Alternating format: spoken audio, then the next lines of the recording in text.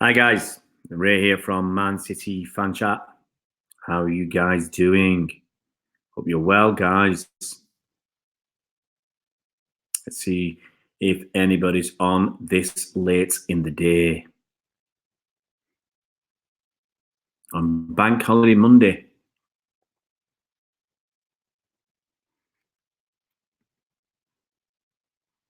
Hopefully there'll be somebody. Thank you to Alan Muir. I think he was a recent subscriber to the channel. Thanks so much, Alan, for joining us. I'm just going to quickly tell people on Twitter. Hi, Alan. Hi, Joel. Hey, no worries, mate. This is a come and go service. There's no need for apologies. We come and then we go. Hi, Chris. Hope you're well. Let me just pop this up on Twitter.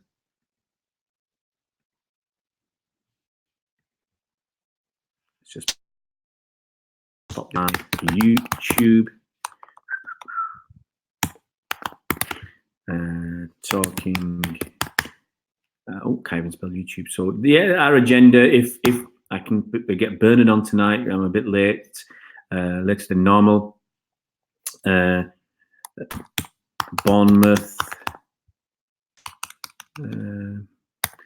Bournemouth v City. Can't even spell. No VAR. Do you think we can stick to no VAR? And a review of other Premier League games. That's the idea. If we get if Bernard's about, because as I said, I'm a little bit late. So let's just tell a few people so they know.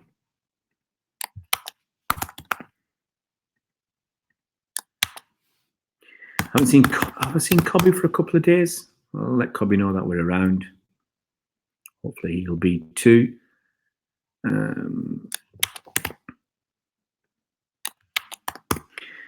I think about 5 or 6 people is enough. Let's go. Let's see who else has come online.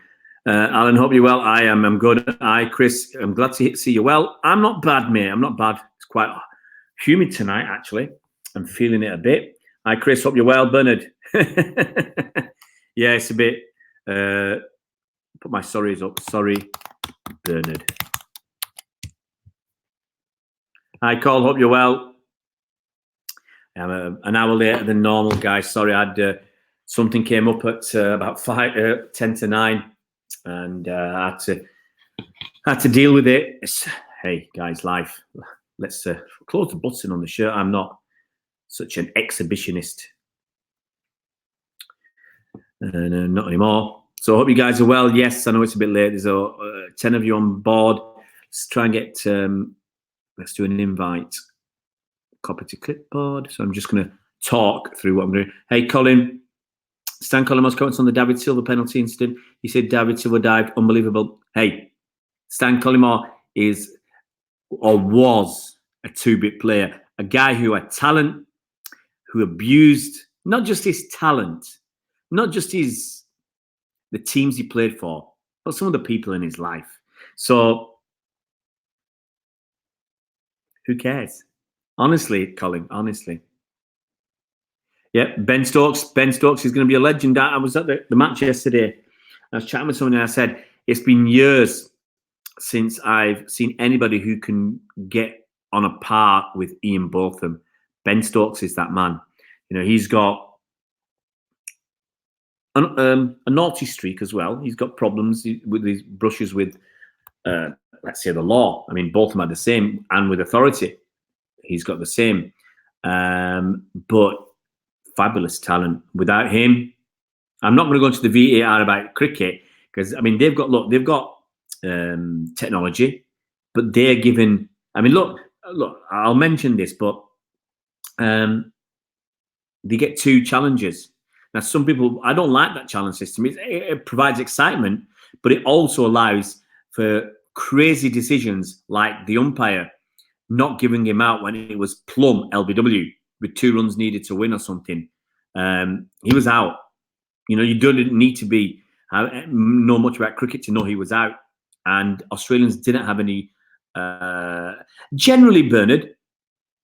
Generally, but the problem is, Bernard, with cricket, you've got a lot more decisions that they do, like run-outs, catches, no balls. They can do that because the no balls are factual. The run-outs and stumpings, they're factual. Pretty much. The catch, okay, there's some subjectivity, but if it's really close, they go with the on-field umpire. The issue I have is that it's done on a challenge basis. So the umpires, look, they make a decision, they don't second guess it. It's up to the captain to challenge.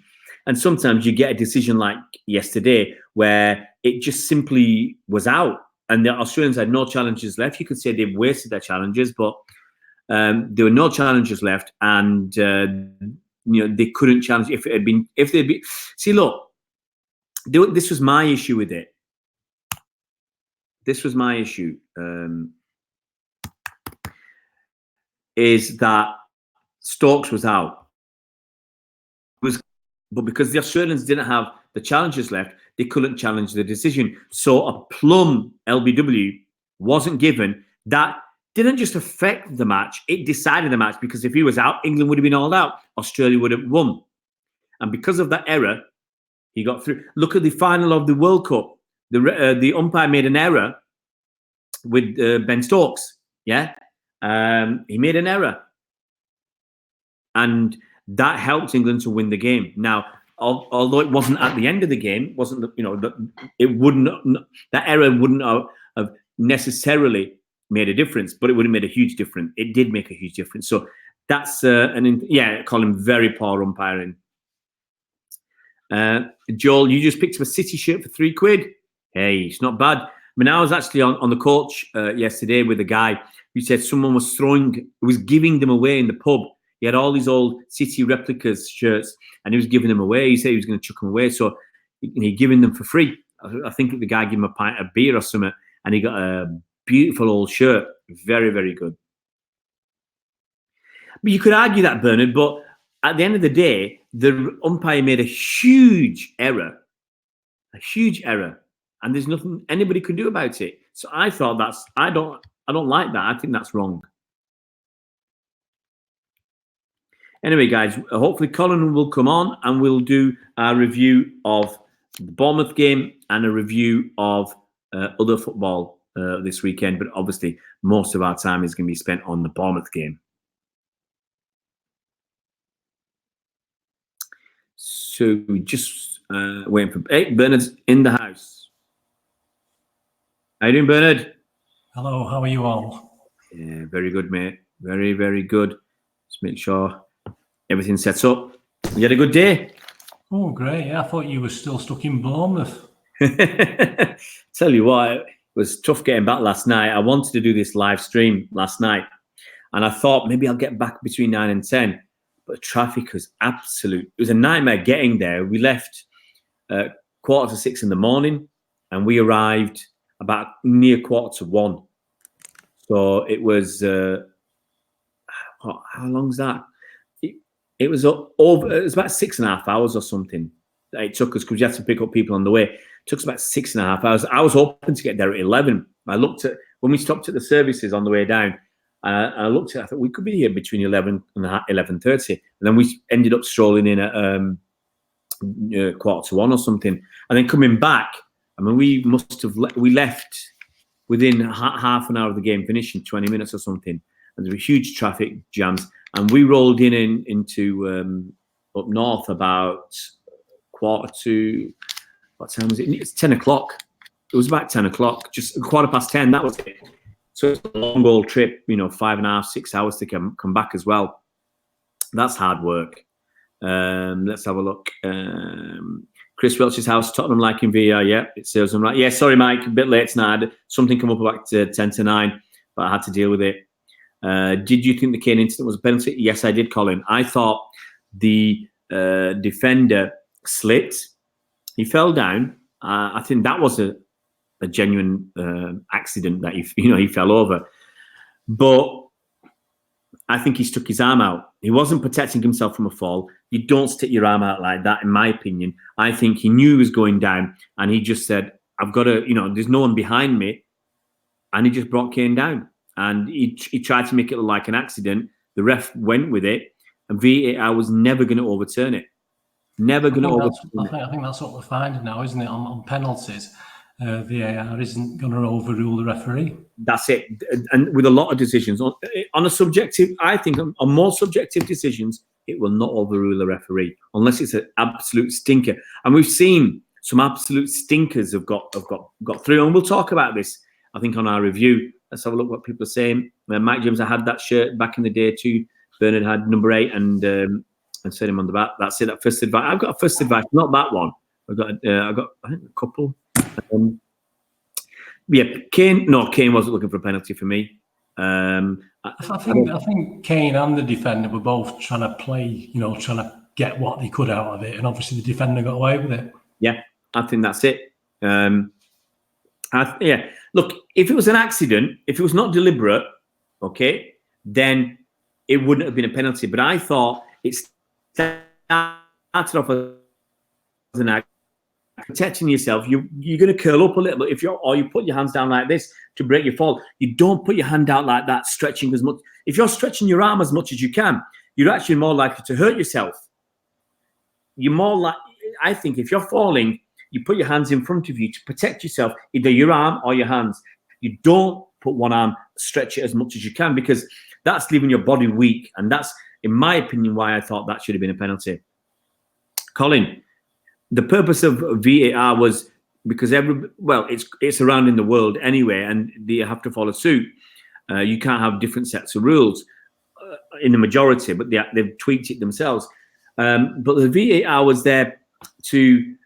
It was supposed to, pick up on howlers, and what we're finding is they're still making the howlers, and then the VAR officials are scared to overturn them, and if any way they can find a way to leave it with the referee's decision, they will. And it's the same in cricket. When it's 50-50, it goes with the umpire. Yeah. But in football, they're just going with the ref as much as they can. And it's not even on 50-50 decisions. That's the difference in cricket. You can actually say it's 50-50. How much did the ball hit the stumps? And that's where the umpire's call comes in. Or the on-field decision on the catch. If they're not sure, they'll go with whatever the umpire said. Football's different, and they're just basically going with the referee pretty much every time. Hi, Simon. Hope you're well.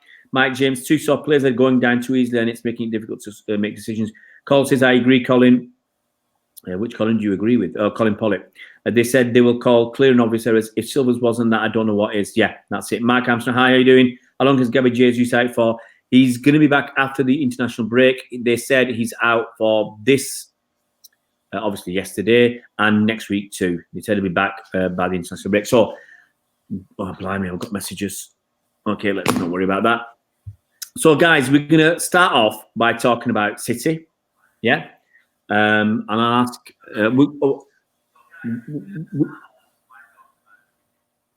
hey, come on, Bernard. That's not me this time. Are you all right, Bernard? That's not me. It's not me this time.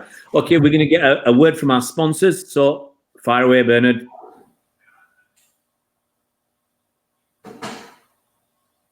Say again, sorry. We're waiting for a word from our sponsors. Oh, right, yeah. Well, it's just moviegamenostalgia.com. Obviously, it's board games, DVDs, posters. But obviously, I do these little YouTube things, movie reviews and board game reviews and quizzes, which are quite fun. So if you can go onto Bernard Deneen YouTube and give us a subscribe, that'd be great. Is it moviegamenostalgia.com or is it Bernard Deneen? It's the website's moviegamenostalgia.com. There you go. All the links are on the YouTube channel and Twitter as well. Yeah. So guys, go and check it out. Hopefully, if you've had time, Bernard will put some playlists up. And so if you want to do the quizzes, you can go into the hopefully if you've done it, the playlist section, and just do the quizzes. They're not easy. Yeah, a few of the guys have been doing them and commenting, so it's great. I'm thankful for that. It's hard. It's hard, the quizzes, but I think I like the playlist idea because you can just set it on, and instead of looking for the next one in the series of whatever you're doing, it's on the playlist and it'll just automatically go to the next one, which is great. And I've sounds really good, yeah. Yeah, I just think it saves people looking around. And to be honest, if you have to step away from your laptop when you're watching it, it'll keep playing and it'll go on to the next video. So you get a few hits.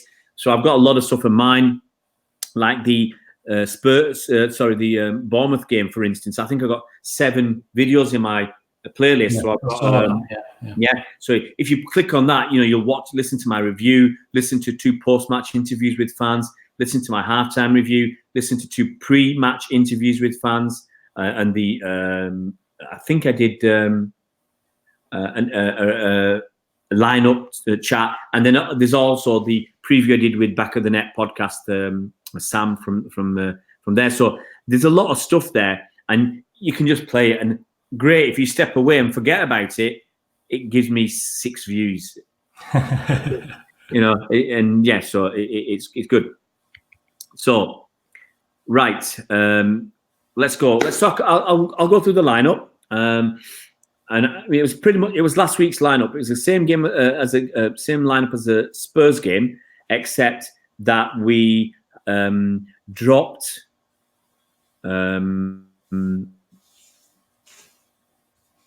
Rodri, and we were playing basically Gundogan at holding midfielder, but obviously Gundogan's a slightly more attacking defensive midfielder, and David Silva as an attacking midfielder. So I'll run through the lineup and get your thoughts quickly on that, Bernard. So we had Edison in goal, Walker at right back, Otamendi at centre back because Stones is out injured until after the international break, Laporte, Zinchenko. He only had cramp last weekend. We had Gundogan. We had KDB. We had David Silva. And up front, which surprised me, we had, same as last week, Bernardo Silva, Sergio Aguero, and Raheem Sterling. So what are your thoughts on the lineup then? I was a bit worried without Rodri and Fernandinho not being in there. That did sort of really stress me out a little bit. And how the game started, I thought we were playing Liverpool at one stage. we looked that nervous and panicky in defence, etc. I thought, come on, guys, calm down. He just looked nervous. Yeah, I mean, I can understand why Pep went with Gundogan, because last season, I mean, Bournemouth was just like a 5-4-1 last season. They didn't have a shot on target, and we had to struggle to break them down. So I think he was expecting not to need that more defensive midfielder, and he could use someone like Gundogan, who obviously has got more chance to set stuff up. So I can understand why he did that. I was personally disappointed that Gabby Jesus didn't get a start, but then we found out afterwards that he had a slight injury, and that Mahrez didn't get a start, because I didn't think, looking at the first 2 games, I thought that Mahrez had done more to deserve a starting spot than Bernardo Silva. But obviously you can't discount what Bernardo Silva had done last season, so it's kind of swings and roundabouts, isn't it, Bernard? Yeah. I mean, the thing with Mahrez, I was quite happy with him not playing. I thought obviously Bernardo will do well, but what we're really missing now, what we missed yesterday, was Gabby or Sane really to actually use that pace through the middle. We looked a little bit slow at times, and it was a little bit worrying for the future. If obviously no Sane, we're not going to have him for a while, and obviously I don't know how long Gabby's going to be out, but we need that Gabby input as well. And we did look a bit short yesterday, I thought. The word is that Gabby will be fit after the international break. It's only a minor thing. A quick hello to Matt. Mike Sims, Pep isn't a big fan of Mahrez. Colin says Mahrez, I felt, is trying to beat every man on the pitch and can't or won't make the pass he should. I think, look, I said this before, when you've only got 10 minutes to shine, sometimes you try to shine too hard because you think, well, if I don't take that risk to shine, I won't get a chance next week. Hi, Original Gunner, hope you're well. So, looking at the game, I mentioned yesterday, and I think probably most people noticed that, like Bernard says, we're a bit nervous, we're a bit shaky at the start. What Walker was doing with those 2 rash tackles, I saw him could have been sent off. It was, I mean, Edison could have easily, another referee could have sent Edison off as well. Yeah. I mean, I watched Walker warming up. I watched the team warm up. I got some videos there, and I watched. And just before the game started, we were on that side with the fans. So Walker came over, having his drink. He looked pumped up. He looked like he meant business, and he was clattering into people. Edison got lucky. I don't think he deserved a red card, but other refs could have given him a red card. Yeah, I mean, he went for the ball, but he was just so miles behind. He was well behind. He's just too slow. Even when he started to come, you could see he wasn't going to get there. I was watching it and said, "You're not going to make it. Go back. Stop." Yeah, and it took him out. He had no choice then. Once he'd come, he had to take the guy out. He made up for it later, obviously. Yeah, he made some very, very good saves. I'll go through some of the points as we chat, but I'll try and focus on us two and then go through the points. What do you think of KDB then for the game? Very funny game, wasn't it? I mean, he played a lot better second half, but he looks a bit leggy to me. He doesn't look the same. He looked quite pacey a couple of games, the first game, second, but yesterday he looked a little bit leggy. He got caught in the first minute on the ball. He's not doing. He doesn't. How can I say this and get it right? He's not looked brilliant, but he has brilliant moments. Is that fair? Yeah. Last game he had 3 brilliant crosses, and then he had that shot that he just hit high, wide, and handsome. It's a play, but mixes it. On one hand, you can say, look, if you can play crap every week and set up a goal every week, you probably take that. If Aguero plays crap and doesn't run around and scores a goal every week, you take that. So, it's a bit harsh to be uber critical, but he didn't have a great game. He fluffed that shot which Aguero scored from. He had a shot in the second half which he should have scored. It was a great move, out on the right, and he should have scored, and he missed. I can't believe he missed that. So hopefully, I thought it was in. I thought it got in the net. Yeah. I mean, I shouted. I said goal as soon as the ball was past him. I said goal because that's what it should have been. It should have been anything else. But anyway, look, we'll hit our stride at some point, and I think we'll smack somebody for 6 or 7. In the first couple of months of the season, because I just in one game we'll hit it and we'll score 5 out of 7 shots rather than scoring 2 out of 7. What do you think of David Silva? I mean, I think he had an excellent game. Yeah, I mean, David was brilliant. He was finding space all over the pitch. I mean, last game he played was superb, and he was probably our best player as well this time. Yeah, he was fantastic, I think. I'll go through a few comments. Matt Winkler says David Silva was brilliant as ever. Reese, hi. Reese has finally made a stream. Good to see you. Colin says Walker is maybe feeling the pressure of his starting slot. I don't think so. I don't think so, personally, watching him play, because it was just rash. It was over exuberant. I don't know what, because it was Walker and Edison. It wasn't just the odd one player. There's a couple that were too eager to get involved in. Maybe there was some anger lurking from last week's game, some frustration. Mike James, those City fans who thought Silva was past been eating, they've not been eating humble pie, Mike. They shut up and they slunk back under their stones and their rocks.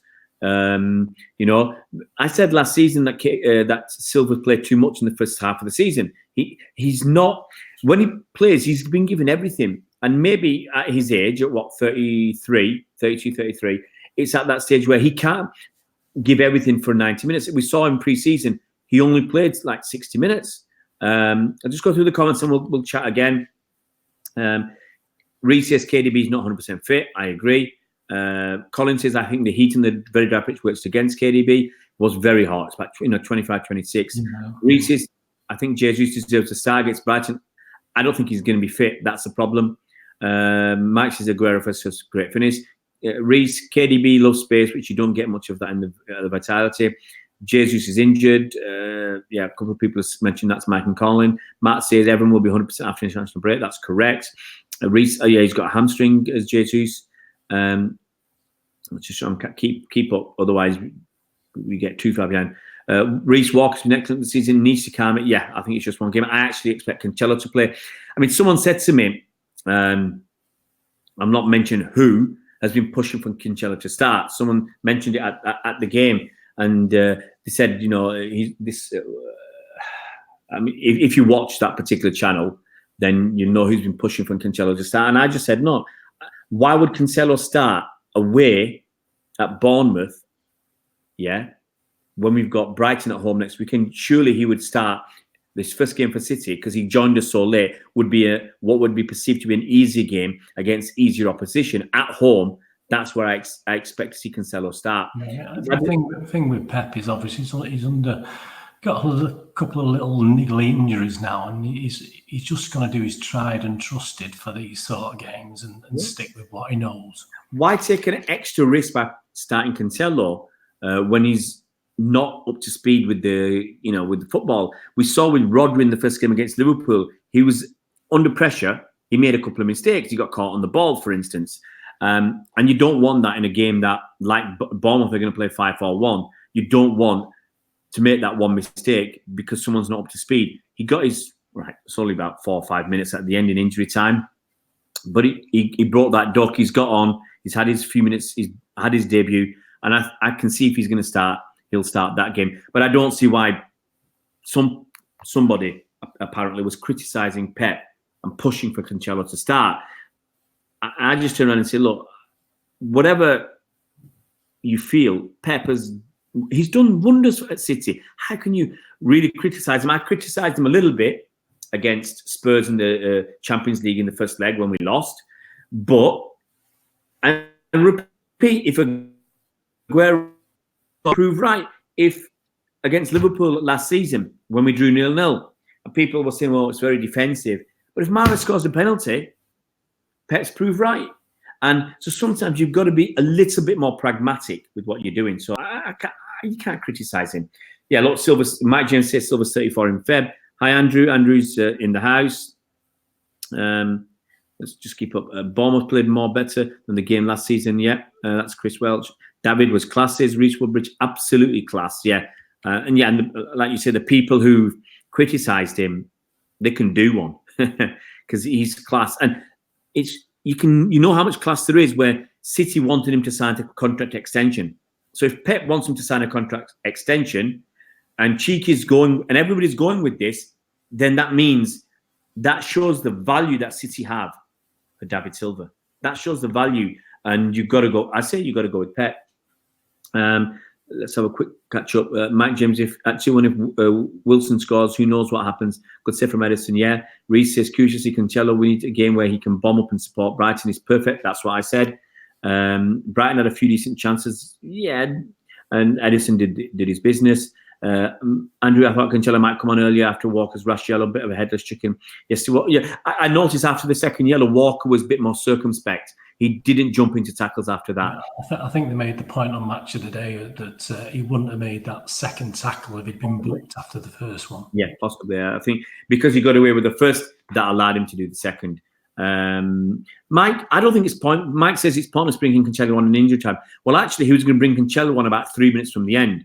Okay, I looked across and I saw a player I didn't recognise. Good-looking player. I thought, that's Cancelo. He's coming on. Oh, Bernard's coming on. You thought, didn't you? Well, he had a good head of hair, Bernard. So it wasn't either you or me. But I thought, look, get 3 minutes, get that monkey off your back. He gets 3 minutes and 4 minutes of injury time. It's worth it just to get him on the pitch because we weren't early scored. Yeah, there you go. So I don't mind that. Matt says Pepper's a young manager. He's had 3 top flight clubs. Yeah, has won everything. You can't criticize. Yeah, you can't. Reece, I thought Edison was an unsung hero.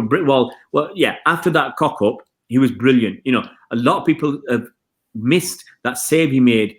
Well, he chested it down, and I can't remember who came in, and it hit Edison in the face. But apart from that, he made some other good tackles, quick out at people's feet. What was Otamendi doing there? Brain fart. That's what I've described. You know, I had no idea because he chested it to the attacker rather than Edison. You know, it's one of those where I'm sorry, I'm old school. I'd have been leathering that first time. Yeah, exactly. I might not have reached rolls there, but I'd been leathering that as hard as I could. He wouldn't have Bournemouth. It's not very far back. And the one thing we haven't talked about is the difference that Rodri made when he came on, because at the beginning of the second half, we were all... I thought you might, Pep never changes at half time, does he? Well, I thought bring him on at half time, but you just knew he wasn't going to do that. I didn't see the need because we were controlling the game at 2-0. obviously they got that goal. What's his name? Charlie Daniels got injured. I hope he makes a speedy recovery. But as soon as he went down, I said to the guy next to me, "That's serious." He went down after crossing the ball. Walker didn't get involved with that, and I said it's serious. The way sometimes the way someone's hitting the ground as well with his fist, that was really painful, and you could see that his leg. And because I feared what is it he's got? Do we know what he's a dislocated kneecap, which doesn't sound great, but I think it's better than ACL or something like that.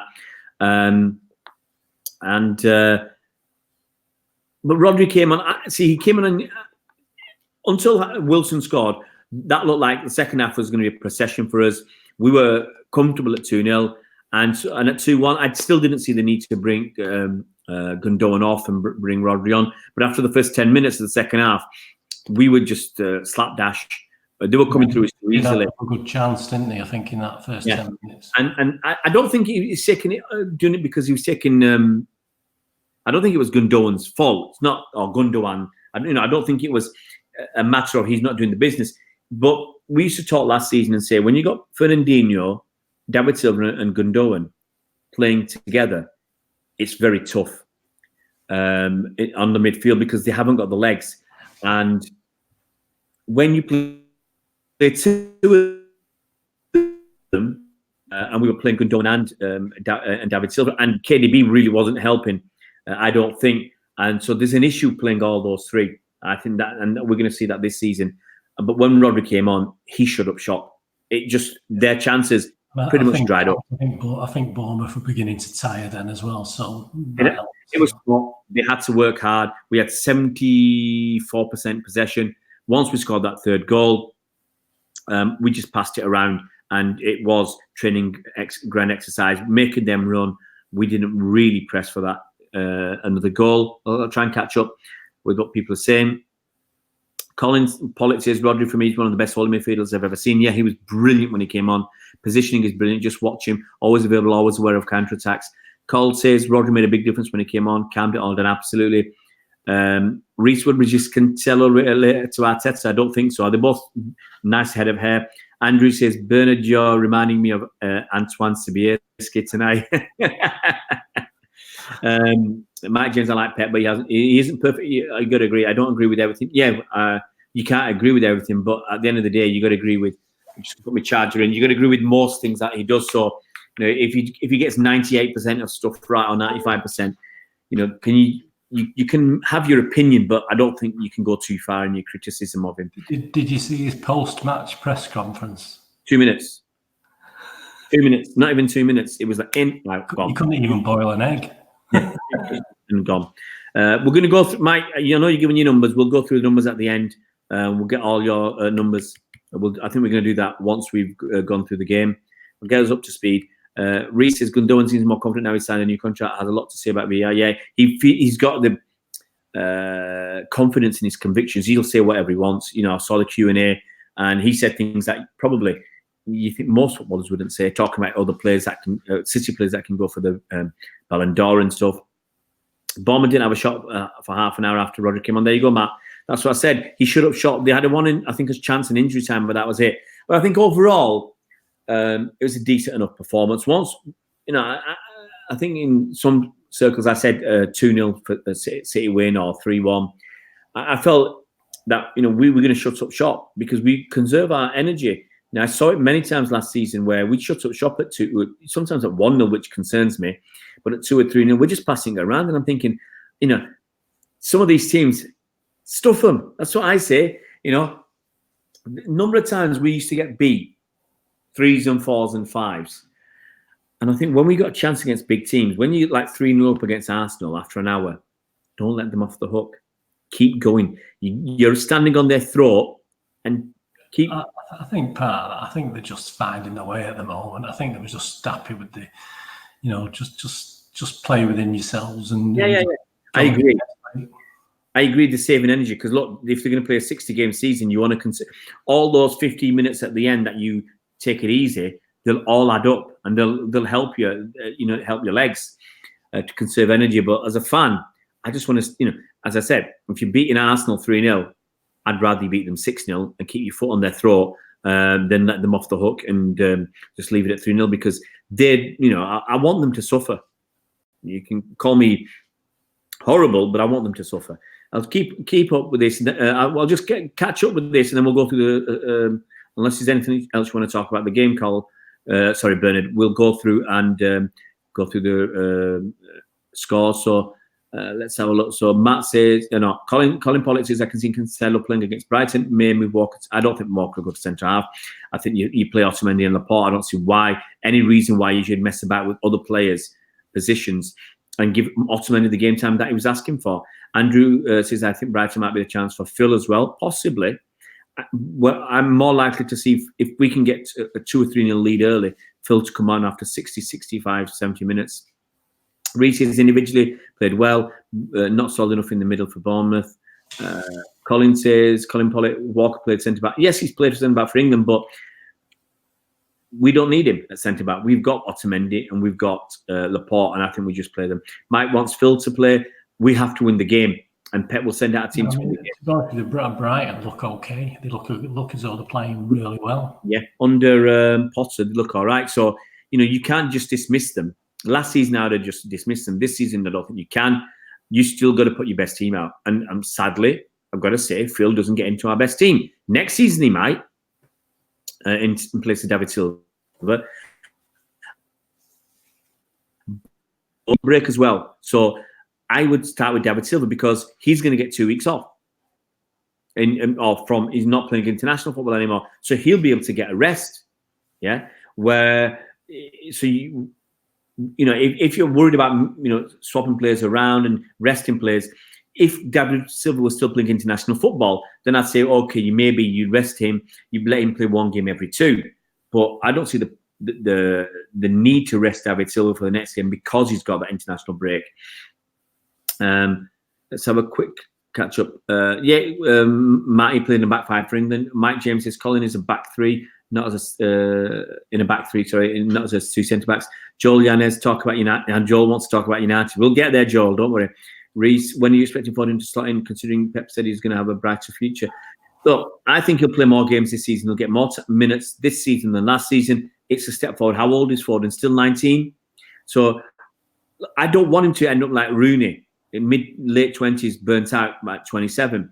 I would prefer it this way. And you can argue that we're holding him back, but I'd rather hold him back than throw him in too much. And we'll need him. We'll need him at some point in the season. He needs some time. He'll get that. Let's have a look. David could come on for Phil for 20 minutes. I would rather David starts, play 60 minutes. If we're 3-0 up, bring Phil Foden on. Reece thinks Kevin needs a rest. I'm not sure. Brighton, we're down to 10 men. Look, let's go through the scores. Okay, so you guys give your scores for Edison.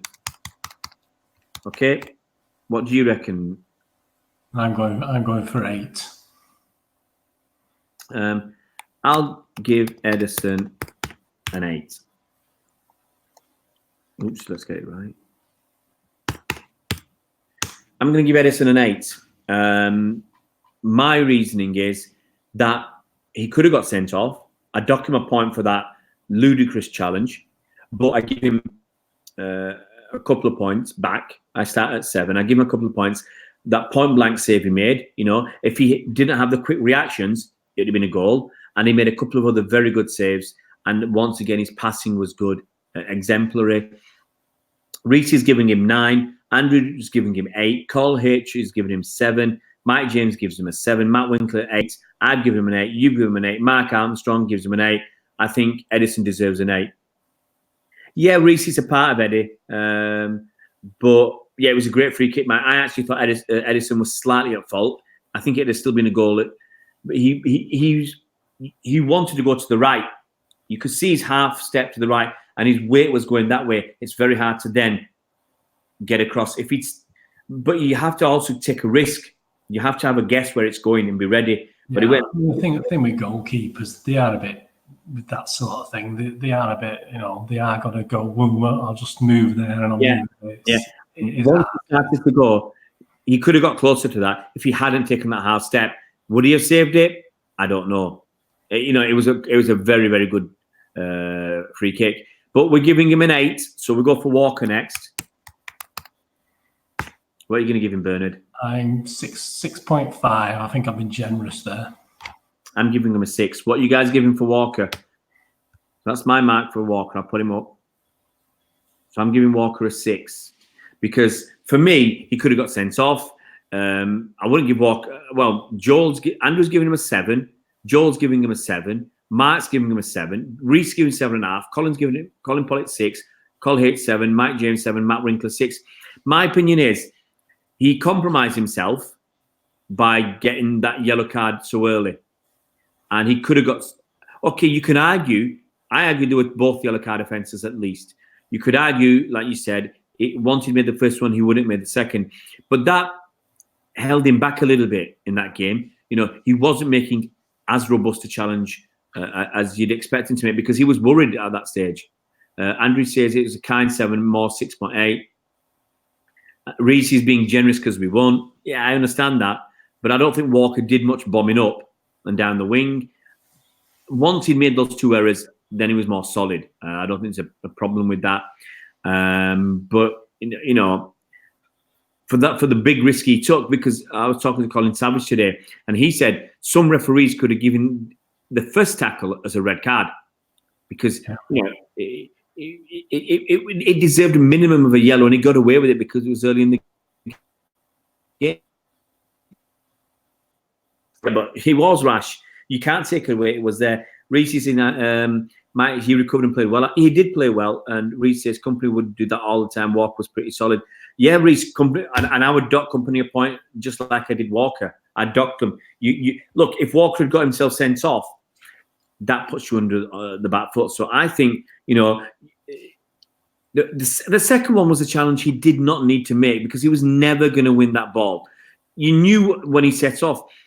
I was 50, 60 yards away. You knew he'd hit it too hard. He was never going to win that. But on the other hand, was he leaving a marker on Aki? Because Aki got 2 smacks from Walker early on. So anyway, I've given Walker 6.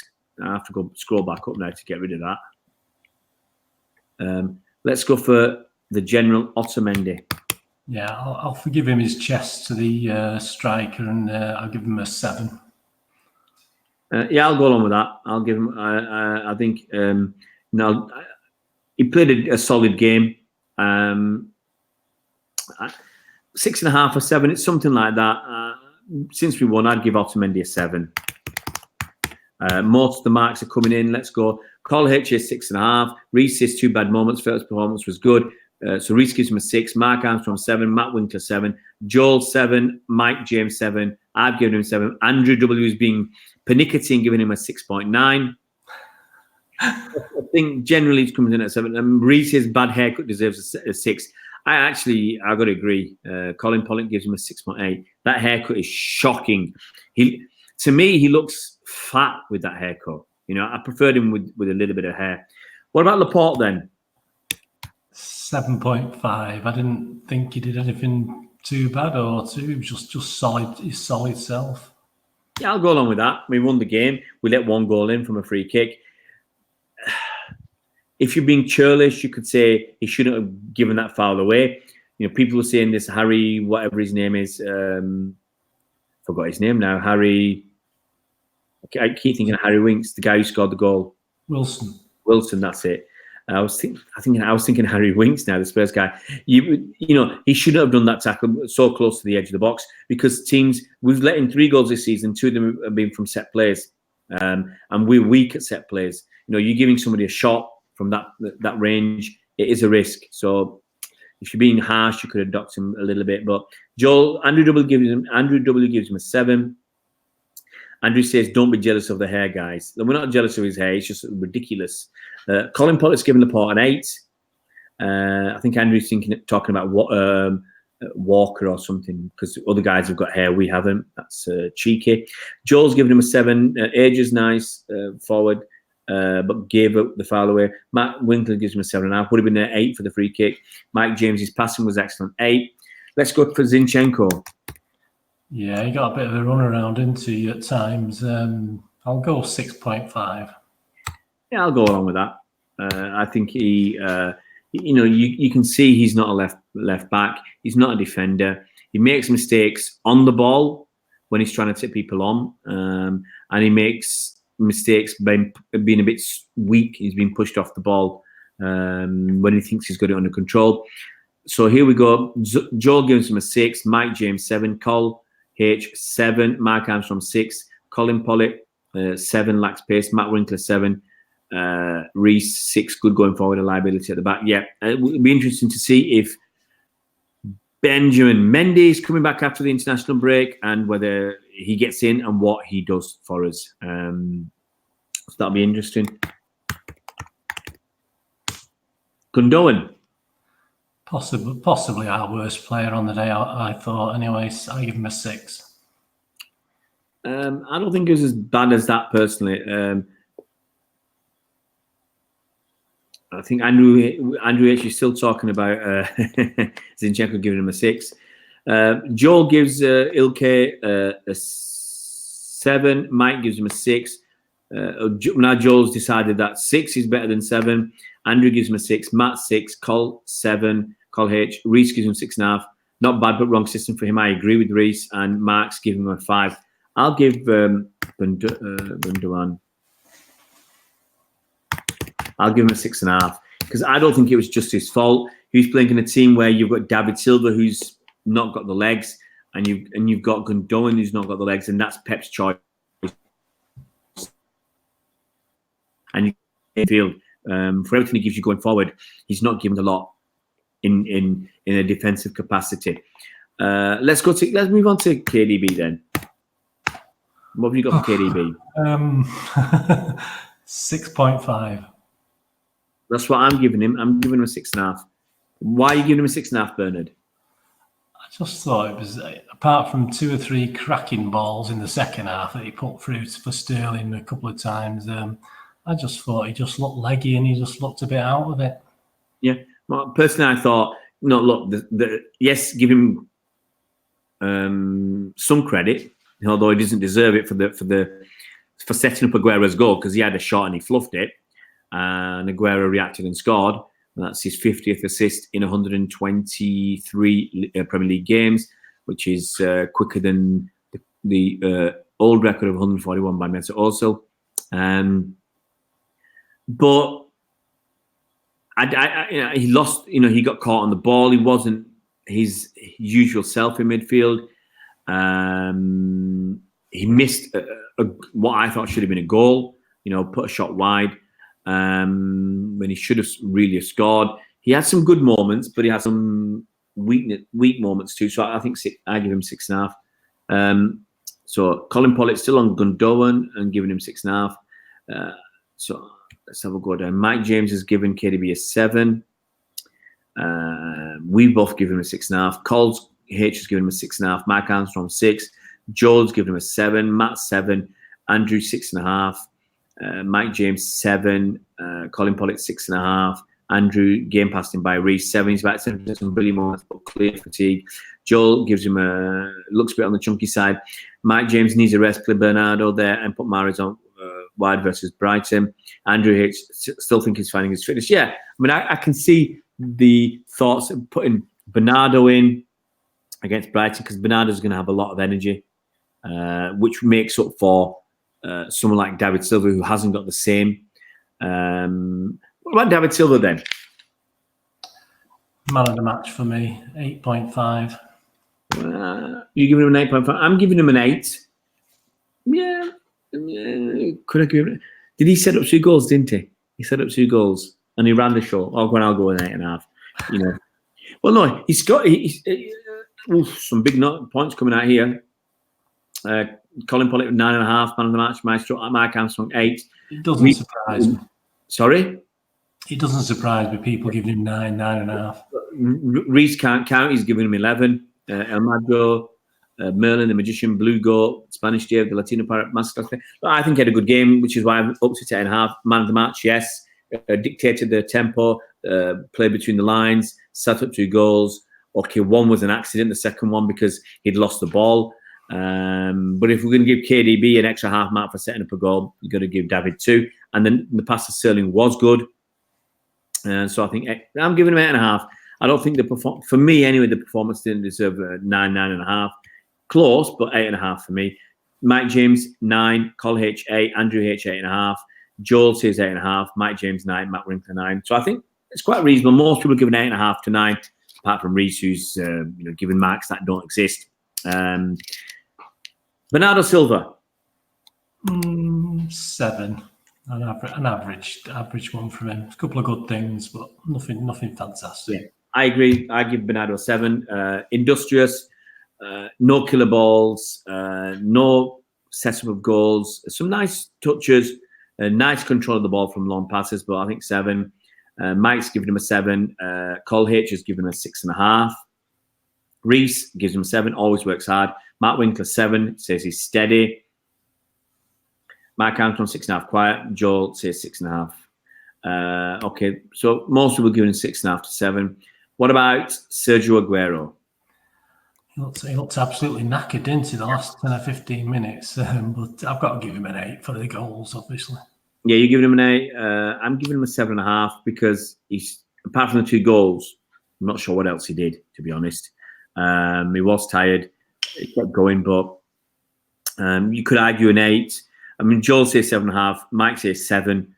Col H says 7.5. Andrew W says 8. Matt Winkler 8. Joel Yanez 7.5. Worked hard. Colin Pollitt 7.5. Mark Armstrong 8.5. Reese 8. Ruthless. He had his chances and he took them. He's good. Bounce when the opportunities were there. Andrew lethal though with 2 goals. Yeah, you can't argue. He's got. As I said, if Aguero plays average every week and scores a goal or 2, can't argue with that. He's up to 3 goals this season. Good, excellent. But the man who's topping the charts with Timo Pukki with 5 goals is Raheem Sterling. So what are you going to give Sterling? Yeah, it's a funny game for Raheem. I mean, obviously it's a cracking goal he scored, but otherwise it was a bit again in and out. I mean, I give him 7.5. I'll go along with that because he gets something obviously for the goal he scored, but I can't give him extra for the game he played. If you catch my drift, and everybody's looking at the numbers.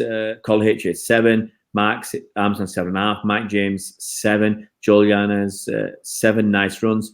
Andrew W quiet 1, 7.5, Matt Winkler 7.5. So I think between 7 and 8, 7.5 sounds right. A lot of I just counted quickly 4 7.5s and 3 7s. So sounds like a decent number. A 5 7.5. So I think Reese is 7.5. Didn't do anything wrong. Brilliant front goal. Yeah, you can't argue with that. Matt Winkler gives him a 7.5 as well.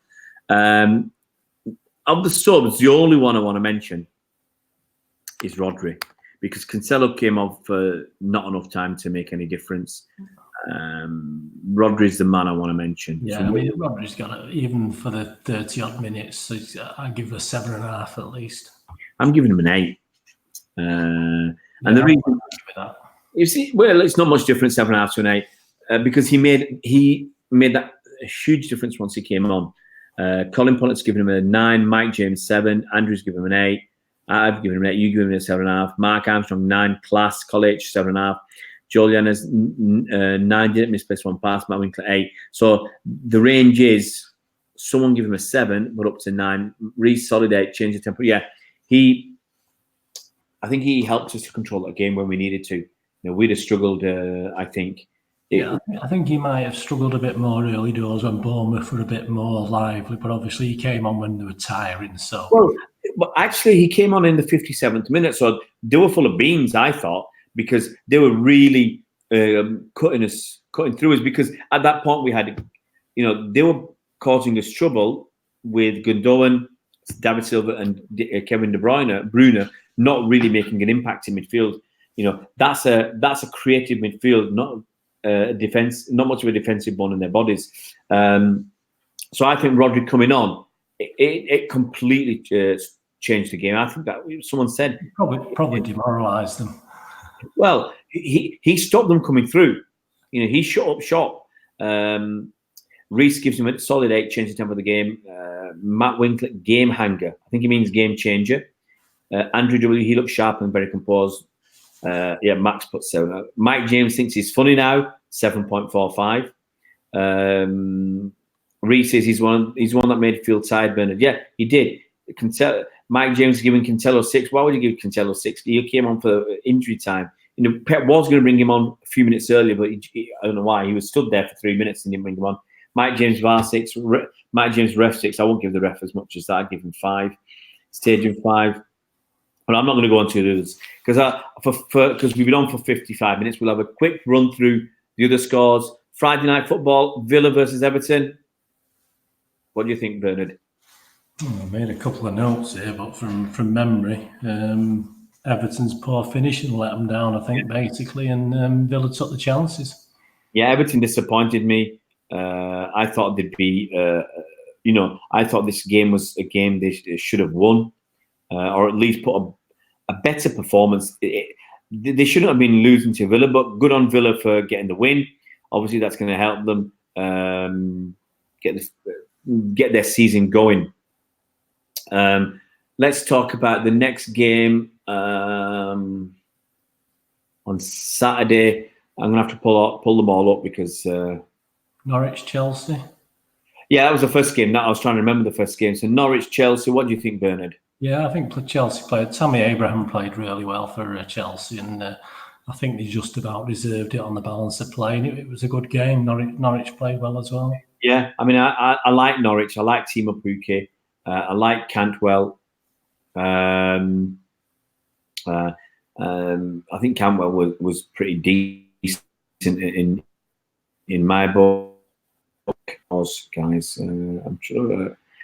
But I think Norwich will be all right this season. I think they've shown enough in those 3 games that they'll score goals. They only scored 1 against Liverpool, but they could have scored possibly 3. Against Chelsea, they scored 2 goals. Against Newcastle, they scored 3. So they scored 6 goals in 3 games. I think they got goals in them. I think they'll do all right this season. Timo Pukki, he's got 5 goals. He looks a decent player. What else we got? Brighton versus Southampton. Brighton losing 2-0. Horrible tackle. Andoni. Yeah, I mean, with 10, actually Brighton played really well with 10 men, and at the end of it, they were very unlucky to lose the game, I thought. What do you think of that tackle by Andoni? No need. No need. I mean, you look at things like Walker's, and Walker's pales, doesn't it, in significance compared to that? Yeah, that was a dreadful tackle. I don't know how he thought he'd get away with it. It just reminds me of the Chelsea one as well, with that VAR not sending Godfrey off for the stamp. It was an obvious stamp on Mason Mount. And afterwards, when the extra referee said he was pulling his foot away, my backside, he stamped on him because it was an injury time or whatever. The guy was wasting time. They wanted the ball. He should have been sent off. But anyway, let's go on to the game of the best game on Saturday at 3:00. Man United against Crystal Palace. I mean, that United shirt, it's awful, isn't it? That big black badge and it looks stupid for a start. So how can you play anything when you're wearing a shirt like that? It's horrible, absolutely. I think ours, we're not always fond of ours, but that's an awful shirt they're wearing. So it's not a nice shirt. Good old Palace and good old De Gea, good old Butterfingers. He's been crap last season, really. And he's on through.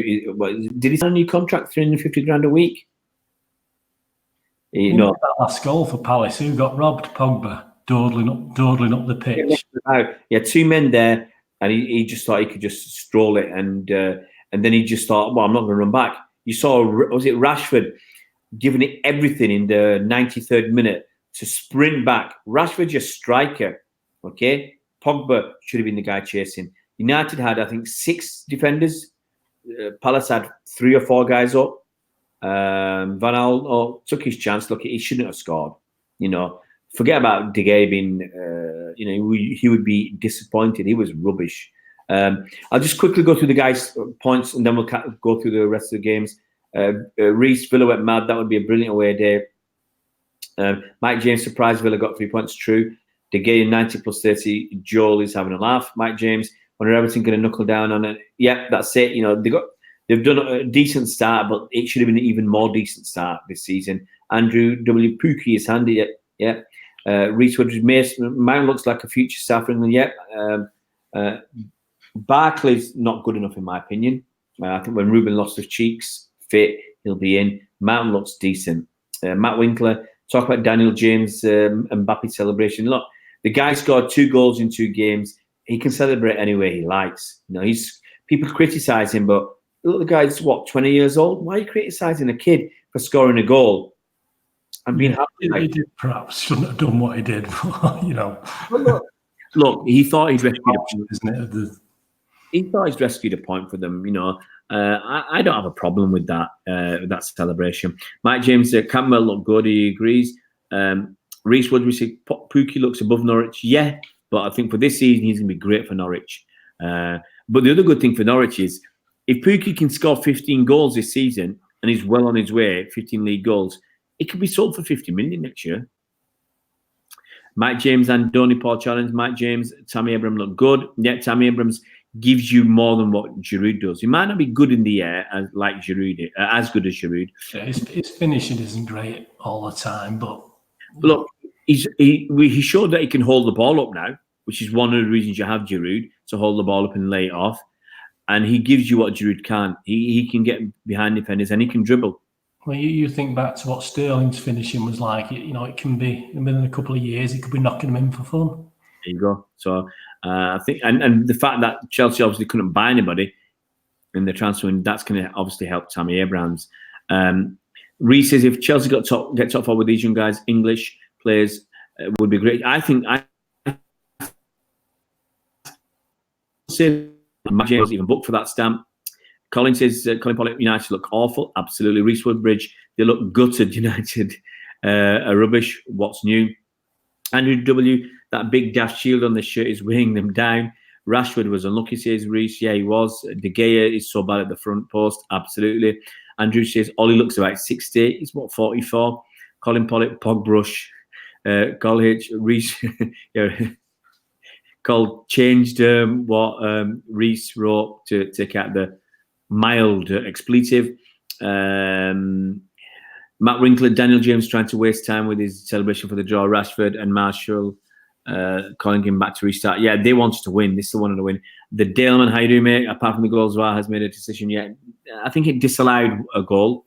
I heard the ref give one where who's the goalie dropped the ball or someone backed him to in gently, and he allowed the VAR overruled him. He gave the goal and the VAR said no, it was a foul. Daniel James is taken on from Ashley Leung. Says Mike James, Reece Woodbridge, it's past Watershed. Are you not allowed to say no? You're not, Reece. We don't do that. Keep it clean. We still get people. We still get children watching our videos. So we're just trying, keep it like that. Joel Maguire squatting and looking at the ground at the end of the game, thinking why didn't it come to us? He's an idiot. He looked poor.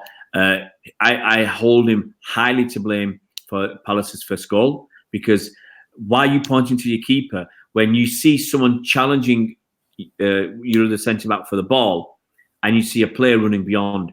Your job is to see the danger. The danger is where that you got to anticipate that the opposition player might head it on. The guy's free. Ayew was free. And what did Maguire do? Point. He's already into the United way. So Ostana Felipe says, Jesus. The Dylan says, United are crap. It's great. Kuram Rashid, hi. Kuram, hope you're well. Yeah, guys are doing well. Reece says, no probs. Flamengo says, Othana. Well, come on, Othana, join in, but not just Flamengo. Kuram Rashid, I think Man United are in big trouble. I think they're going to struggle. I think they'll make top 10. So, is that their target? Mike James says, get in Palace. Cole says, no, matter. Mike James, how good would Redmond be under Pep? I don't think Redmond's good enough, Pep's just been nice. Othana, Philip, Gabby Gould. I'll let them ride because it's 11 o'clock, Othana. Andrew H says, sad news at Bolton. Yeah, it looks like Bolton might be going out of business tomorrow because The Anderson guy wants more money than has been offered. I hope he accepts. I mean, it's a game of bluff and poker. Someone's going to lose, and I hope it's not Bolton. Daleman, good goal from James. Yes, it was Mike James. Bolton have till tomorrow. Curran, hi to Bernard. Don't want him to feel left out. Colin Pollock said, we won away anyway, going to work in ballet shoes. Okay, let's move on to the rest of the scores then. We're halfway through. Sheffield United, Leicester. Sheffield United losing 2-1. Any comments? Yeah, I mean, I love the Vardy thing with the posing in front of the Sheffield United fans, but I don't think Sheffield were that great. I think Leicester looked, as we think they are, a top 6 or 7 club, and I think Sheffield struggled a bit, but they were playing a good team. Yeah, I think fair comment there. Leicester a decent side, and they'll go to better places than Sheffield United and win. Watford against West Ham, 1-3. Is it Haller? Haller scored for overhead. He got it overhead and a tap in, I think. Yeah, Watford. I mean, no points, is it, from 3 games, Watford, and that's the 7th game they've lost on the trot now. Going back to last season, so they're struggling a bit. After they beat Wolves in the FA Cup semi-final, they won 1, drew 1, lost 4 in the league, lost the FA Cup to us, and lost another 3. So they've lost 7 in the league, lost 8 games out of the last 10, and drawn 1 and won 1, and that's including the FA Cup final. That's not great form, which is, a little bit of a worry for Watford. I think it's a big worry because something's changed. They've really changed since that FA Cup semi-final, and I don't know what it is. And it's a bad run of form. Yes, they can go through dips in their form, but not this. This is a 10-game dip. And if this carries on for 2-3 games, they'll be looking at the manager. Liverpool, Arsenal. Any thoughts? Well, I think there was no surprise there, was there? I think you got David Luiz in your defence. I mean, Arsenal's defence is rubbish anyway. You buy him what they bought him for, to improve the defence? Ridiculous, absolutely ridiculous. They didn't need Pepe. They needed a quality centre back that would make a big difference, like Van Dijk has made. Van Dijk is pulling up Matip as well. He's improved Matip because they're a much calmer situation now. And I don't know who Arsenal should have got, but personally, I would have rather, if I was Arsenal, I would have spent 70 million on a top centre back, or 50 million on a good centre back, and 20 million on a second decent centre back. You don't bring someone like Luiz in if you want to strengthen your defence. And the problem is they got Pepe, but they won't play all 3 of those attackers together. And I think Arsenal can quite easily play with one up front, which they did sometimes last season, rotating between Lacazette and Aubameyang. So I'm a bit disappointed that they've bought this player and they won't play all 3. They had to take it to Liverpool, otherwise they'd get beat. Arsenal got a load of deluded fans, still think they did well. Personally, they were never in that game. They were in the game for a few minutes in the first half, but it was a matter of time. I think Liverpool need Alisson back as soon as he can, because that Adrian is just prone to make 1 or 2 mistakes every game. Yeah. So let's quickly go. Andrew H says, how can these people get past the fit and proper test? It is a shambles. Reece says, United will get top 4 if they sort it out. Look, any of those 3 teams that sort it out, Arsenal, United or Chelsea, can get top 4. They've all got good options attacking-wise, and their issue is going to be defending. Reece reckons Sheffield United finishing 20th. I don't think they will. I think Newcastle, for me, we're going to be finished 20th, although they got a surprise result. Andrews W, I think Madison's a great player. Colin Pollock, Sheffield United can afford it. Andrew W, I reckon United will offer 85 million for Madison next summer. Sounds like a number they've heard before. Mike James Vardy enjoyed his goal. Reece Haller sounds like Ale. Yes, Haller looks decent. Curran, Reece, there isn't any time to sort anything out. Transfer window gone. I think Ollie will be sacked by December. Mike James, Watford is struggling big time. Reece, Elton John's rocket has crashed. Pepe had a decent effort. Andrew, look, he should have shot with his right foot rather than taking his left, and he hit it at the keeper instead of. He should have scored, really. Colin Pollock, Arsenal will make top 4 though. Reece, Liverpool class above, nothing Arsenal could do. Arsenal were poor. The setup was poor. given the left back and the right back, Trent Alexander-Arnold and Robertson, they were giving them 30, 40 yards to run into. And you can't do that. It's going to give at some point. And then you players having to run out quickly to eat them. You're tiring yourself out the way they were set up. Mike James, Pepe not worth 72 million. Should have remained a goalkeeper. Joel Yanez, Arsenal should have got Mangala and Delph. I said that, Joel. They could have had those two, both those two players for 10 million quid. And whatever criticisms you want to throw at them, Delph can play defensive midfield and left back, and he was an integral part in us being Centurions. You can't knock that. Andrew says VVD has revolutionised Liverpool, and a good centre-back would have revolutionised Arsenal. Reese says Liverpool are not invulnerable, will drop points next month. I think they will as well. I agree, Reese. Mike James, Arsenal could have played a different formation. I agreed. That diamond didn't work. I would have played a 4-4-2. Or in fact, I'd have played a 4-3-3. I'd have gone semi-Liverpool. 4 defenders, at least 2 defensive midfielders, 1 creative midfielder, and 3 attackers. 4-2-1-3. Put Liverpool's defenders under pressure. If you play with 3 up front, do you honestly believe that Trent Alexander-Arnold and Robertson will be bombing forward with impunity if you've got Pepe, Lacazette, and Aubameyang who are going to just stay up? I don't think so. I think they'll makes a big difference. Mike James, Arsenal bought Saliba but loaned him back. Yeah, I think they should have kept him. Karum says, Bernard, what's your top 4 prediction? Sorry?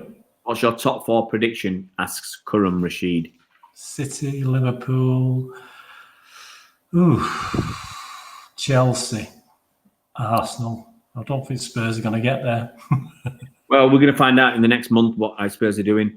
Mike James, Arsenal, but yeah, we've done that. Reece says Newcastle 19, Southampton 18. I think Southampton will do better than 18th. Mike James says Southampton will finish higher than Brighton. Colin Pollock, happy for Steve Bruce, mate. My main years ago, nice fella. Reece says the best way to play at Anfield is on the counter. Pep's most defensive setup ever was at Anfield last season. And he says, just get the ball to the front three and they will cause problems. Wrong formation. Yeah. So I said Arsenal should have gone with those 3 guys and make... I can guarantee if Arsenal had played with Pepe, Lacazette, Aubameyang up front, Aubameyang on the left or right, whichever, and Pepe on the other wing, and Lacazette through the middle, Liverpool would have played with 4 at the back, who would have stayed at the back. If you just leave 3, it's a risk. But if you leave 3 players up front, pressing them, Liverpool have to keep 4 men back. They wouldn't have gone man-to-man. They wouldn't have gone with 3 against 3. They'd have kept Robertson and Trent Alexander-Arnold further back. And then Liverpool would have had to rely on a midfielder, Fabinho, Wijnaldum and Henderson, to be creative. Are they as creative and as dangerous as having the 2 flying wingers? I don't think so. So that's how I would have gone. Kurum says City, Liverpool, Chelsea, Arsenal. Joel says next video should be a Premier League prediction after 3 games. After 4 games, we'll do that. Because that'd be the international break. It'd be a natural point to do it because you've had 4 games, 2 home, 2 away to have a look. Andrew says top goal scorer. Well, I'll probably do it after 4 games, but we don't know. Look, Sergio's got 3, Raheem's got 5, Pukki's got 5, Salah's got 3. Is it 3 or 4? Can't remember now. And what's his face? Kane's got a couple. So it's too early to tell. Reece says Emery out, Ray in. Well, look, I would not. I'd have gone for it. You're going to lose if you played the way he did. It's never going to work. Mike James, I don't think we'll win the Premier League this season. I think it's tough, Mike. You know, I think we're a better team. I said this at the start of the season. We're a better team, better squad, but it doesn't mean you're going to get 98 points again. Matt Winkler, Arsenal just played into Liverpool's hands, playing a diamond and just left the left back to do what they want. Full back shit, absolutely. Emery should have handed Klopp the 3 points. Yeah, Mike. Okay, let's keep going through because there's some other quick ones. We've done the Bournemouth game. Let's do Wolves versus Burnley. Burnley played very, very well. I mean, Burnley looked quite good. I know Liverpool played Burnley this week. But Yeah. I don't think they'll get anything. But Burnley played really well. I was quite impressed with what I saw. Yeah, they've done well after 3 games. You know, Harvey Barnes has got 4 goals. Ashley Barnes, cracking goal. Yeah, so he's in a good, rich frame of form. And actually, he's in good form because he finished last season in good form as well. So, you know, they're a dark horse, Burnley. Wolves, I think they'll sort themselves out. You know, they're out of the, got three points, but they'll get themselves out. The last game is Spurs versus Newcastle. Let's all laugh at Spurs. Lucas Moura, he couldn't hit a barn door yet. He scores against us with his first touch of the ball. How annoying is that? Very, very. But look, no, I don't use Football Index, Joel. Barnes, class goal, Mike James, and Colin Pollock, Burnley should have won. And Mike James is going for Sterling, top scorer. Reece says Aguero will get rotated. I think Salah will nick it. Going to be a cheeky bet on Sterling. And Reece says Sean is overachieving with that Burnley side. Sorry, so organised. Yeah. What I'll say about Spurs, and people haven't said this, they've had a poor run of form. They've won 4 out of the last 15 league games. I put some numbers up on Twitter, looking at their last 17 league games, which they won 6 out of 17. But who've they beaten in that time? That includes a wins against Palace, win against Huddersfield, a win against Leicester. Leicester were the best team they beat in their last 17 games. They beat Brighton. I mean, these are not teams to write home about. You know, beating teams that just avoided relegation and were poor, or teams that were relegated. They lost to teams like Bournemouth last season in the last 17 games. They've just lost to Newcastle. I think they beat Newcastle in that run of 17 games. So they're losing teams that, you know, I think they lost to Southampton, drew games like against Arsenal. So people are going to look at that and say 6 out of 17 is negation. You know, it's half the season. You've won 6 games. That's why I'm in the top 4. I just think they're sort of flattering to deceive at the moment. Yeah. Well, in their first 19 games last season, they got 45 points. Okay. In the second 19, they got, I think, 27. All right. They'd have finished with about 50 points, 55 points, but that's about 10th. But if you just look at the last 17 games, including the 3 games this season, you know, they've got... Is there something wrong at Tottenham? I mean, obviously, he doesn't seem to be playing people like Eriksen. There's something wrong. I mean, it could be one of 2 things. He could have thought Eriksen was too luxury against City. You know, the way City play. And he couldn't rest him against Newcastle because, you know, you could have a bigger fish to fry, and they were probably expecting to stuff Newcastle. But they didn't. And then he didn't play Jan Vertonghen, who hasn't signed. I don't think he's signing a contract at the moment. So there are issues because these players are looking at it and saying, yeah, we might be on 120 grand a week now. Eriksen's looking at it and saying, well, I can go to 20 teams on the continent who'll pay me 200 grand a week. And I don't think it's just money, but they want to win stuff. But if someone's paying Eriksen 80 grand a week more than Spurs are offering, and they're giving him a 5-year contract, 80 grand is 4 million a year. Over 5 years, it's 20 million quid. It does have an impact. It does have an impact. So let's go through the points because I think that's just for everything. Andrew W says, who lead first, Pep or Klopp? Both are intense. Need the break at some point. Make the rules manager. Look, I think if Klopp hadn't won anything last season, they'd have kept him. And if he'd struggled this season, he would have gone because potentially the pressure really does tell. And look, they were just one stupid Barcelona performance away from winning nothing last season. Kurum says definitely penalty for Kane. I agree. Colin Pollock, Eriksen's situation is concerns. It's not doing him any favours. Going forward, Spurs couldn't unlock them. Poor creativity. Shearer was too harsh on their defence. That says Reece. Look, they only let in 1 goal. Mike James, Leicester should finish top 6. They could do that. Reece Woodbridge, they always start stagnant in attack and then come into the game. Kane, after starting the season so well with a couple of lucky goals against Villa, He's back to his August form, which is costing me because I've had him captain in my fantasy league. That beggar's cost me this week at least 10 points. No, sorry, 5 points. 5 points is 5 points. You know, I'm a guy who's got Pookie in his team, so I'm missing out. Lucas Moura missed a few City, says Mike. Reece says how is extra on the bench, the only spark in that midfield. I agree. They're always sort of said when Kane and Son aren't firing, their attacks looks dreadful. I mean, Dele Alli isn't there as well. Klopp will leave him, he says Curran. Klopp will stay longer. He's committed. I think Klopp will stay longer. I think Pep is too intense, and Klopp is on too much of a good thing. I think that's the difference between Klopp and Pep. Klopp is onto a good thing at Liverpool where they revere him, they love him, and he could sign a 5-year, a rolling 5-year contract. Whereas Pep, the pressure will, and Pep will, the other thing with Pep is Pep can more easily go to another top club and get the money and the backing. Whereas Klopp, I think Klopp has proven himself now, but I don't think he got the same opportunities at a really, really top club. Because look, when he came to England, he went to a Liverpool team that had just finished, was it 7th or 6th in the league? And he had to turn around, which is, to his credit, he's done. But would a top team really go for him? I don't know. I think Pep's got nothing to prove, as Reece says. But Pep, for me, is easier to move on to a big club. Klopp might win the title this season. I agree, Mike. Look, it's hard. Back-to-back hasn't been done for 10 years. Back-to-back, 3 on the trot. It's very hard. It's only ever been done once. So, in the Premier League era.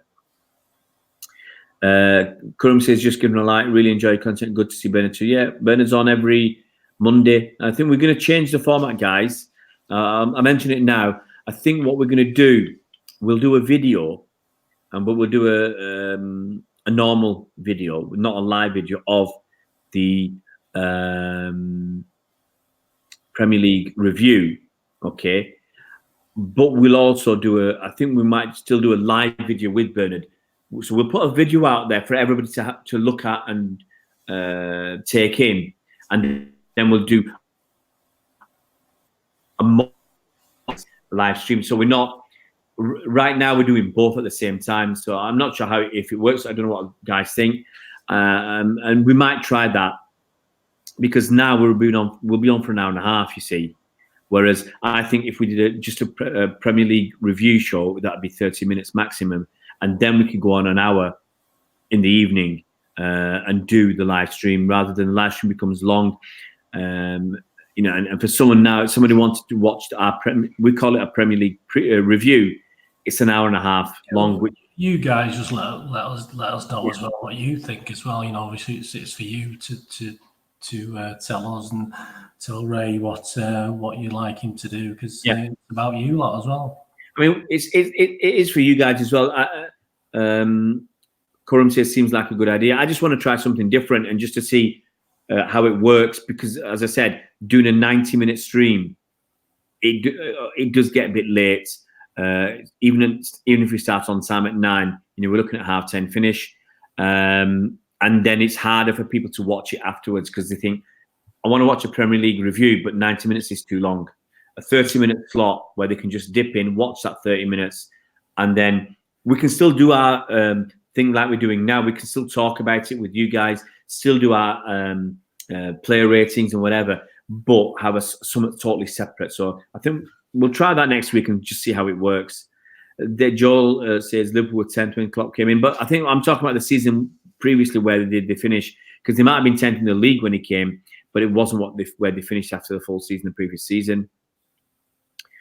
Reece says Pep will win the CL Champions League and then lose desire. That's possible.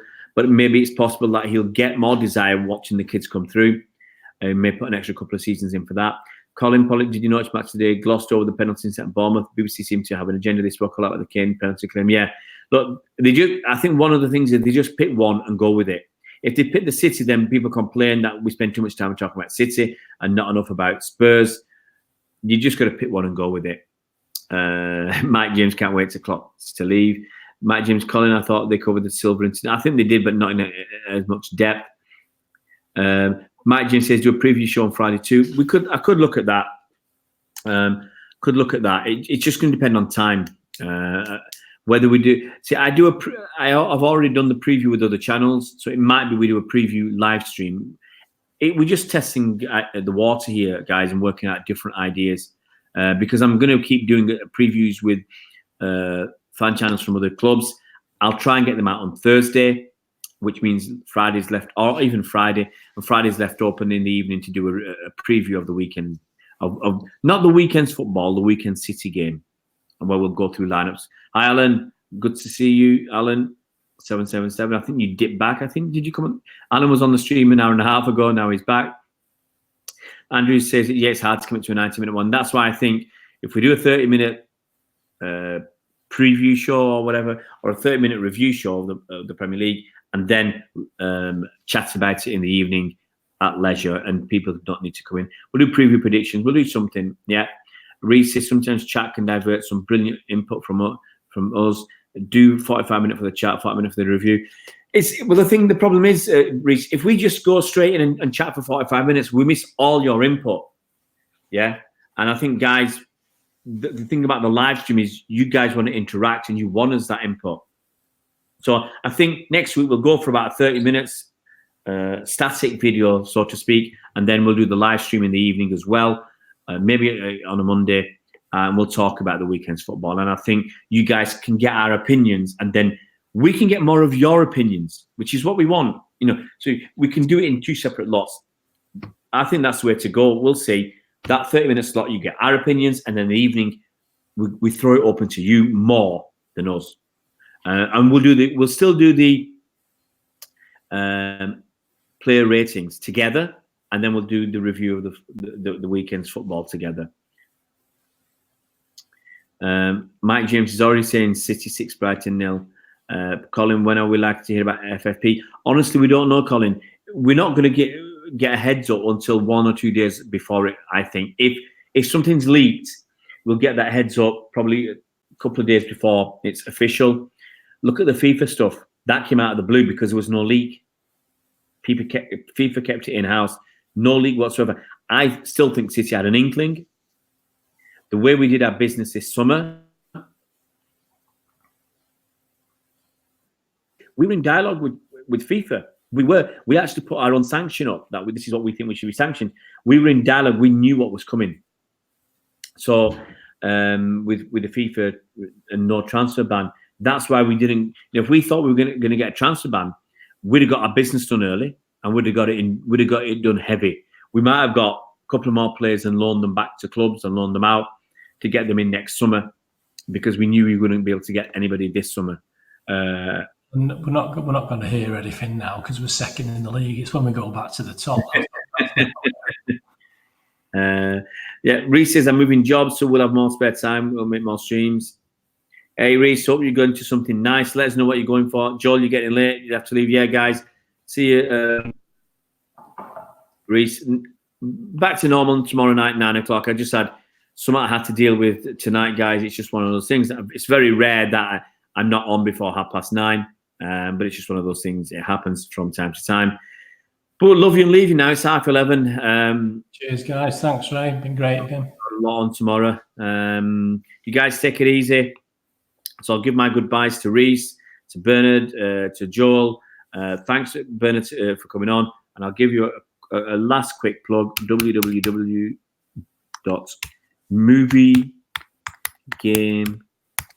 Yeah, get on the YouTube site. All the links are on there anyway. So Bernard Deneen YouTube, just get on that, have a laugh. It's good fun. So go to YouTube, Bernard. There you go. So check Bernard out on that's night, Colin. See Matt. Guys, I'm just going to say, if you haven't, there might be one or two of you who haven't seen the videos we put out over the weekend for the Bournemouth game. Please go and have a look. There's some great guys on there. Big, we're talking big City fans. We're talking proper long-term City fans. Some of them have been going, you can see the guys I talked to before the game, after the game. Guys have been going for 30, 40 years, some people. Most of the guys are around the ages of 40 to 50, 55 that we got on, I think, yesterday. Sometimes we get guys in the 60s at home, especially.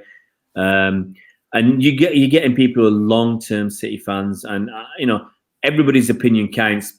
But you're getting people who've watched a lot of football, thousands, some of them thousands of games, and they've seen City through the ages, through the bad times, through the good times, through the like Bernard, through the 60s. So we've seen the good times, then the bad times, more bad times, and more bad times, now the good times. So we've had a lot. So it's good to get their opinions. I try and get younger people as well. What are you saying? No, I try and get a mix when I'm at games. I try and get a mix. I try and get some younger people as well, but it's just that it's hard sometimes. Younger people are doing their own stuff as well. But guys, check out the videos. Please go onto the playlist. Go and watch them all. Turn it on. Go to bed. Whatever you want to do. Get those videos watched. Same with Bernard. Same with me. Guys, take it easy. Bid you good night. 90 minutes are up. More than enough. Guys, the victory's all over. It is now. See you, Bernard.